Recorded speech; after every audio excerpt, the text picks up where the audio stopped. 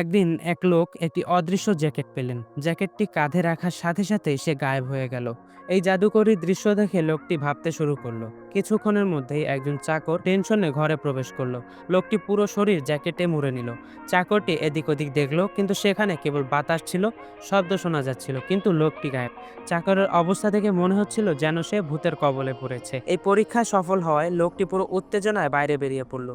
সে সোজা শহরের সবচেয়ে বড় মুদি দোকানে পৌঁছালো, যেখানে সে দেখলো তাকগুলোতে দামি দামি পুরাকীর্তি এবং সোনার মতো চকচকে জিনিস রাখা আছে। লোকটি এক এক করে সবচেয়ে মূল্যবান জিনিসগুলো তুলে গায়েব করতে লাগলো।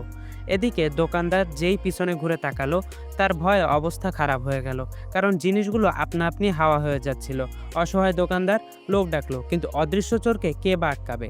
লোকটির লোভ এখানেই থামলো না। সে স্থানীয় ধনী ব্যক্তির বাড়িতে পৌঁছালো এবং মনে হলো যেন এ এক ডিজনি চরিত্র বাস্তব হয়ে উঠেছে। ধনী ব্যক্তির যখন ঘুম ভাঙলো, ততক্ষণে তার পুরো সম্পদ উধাও, কিন্তু লোকটির ক্ষুধা তখনও মেটেনি। এইবার সে সোজা অদৃশ্যতার পোশাক পরে এক সুন্দরী মহিলার বাড়িতে ঢুকে গেল। এরপর কি হবে জানতে হলে ভিডিওতে লাইক করে চ্যানেলটি সাবস্ক্রাইব করুন।